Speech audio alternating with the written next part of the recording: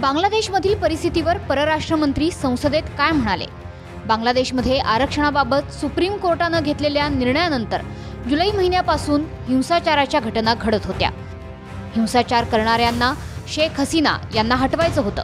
5 ऑगस्टला शेख हसीनांनी पंतप्रधान पदाचा राजीनामा दिला.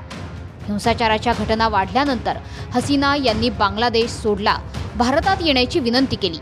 बांगलादेशमधील हिंसाचाराच्या घटनांवर आणि घडामोडींवर भारताची नजर आहे. बांगलादेशमधील हिंदूंच्या विरोधी हिंसा ही चिंतेची बाब. सर्व परिस्थिती पाहता भारत बांगलादेश सीमांवर अलर्ट जारी. हिंदूंच्या मंदिरांवर, घरांवर बांगलादेशात हल्ले सुरू आहेत, हे चिंताजनक आहे. बांगलादेशमध्ये सध्या जवळपास 9,000 भारतीय विद्यार्थी आहेत. बांगलादेशात 18,000च्या आसपास भारतीय आहेत. भारत सरकार आर्मी चीफच्या संपर्कात आहे. तिथे जे सरकार सत्तेवर आहे ते भारतीय उच्चायोगासह भारतीयांना सुरक्षा प्रदान करतील.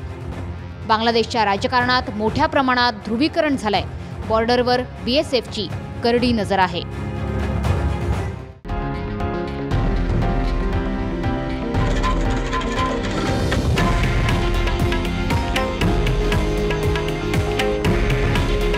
हे आहे देशातील नंबर 1 न्यूज नेटवर्क आणि आपण पाहत आहात TV9 मराठी.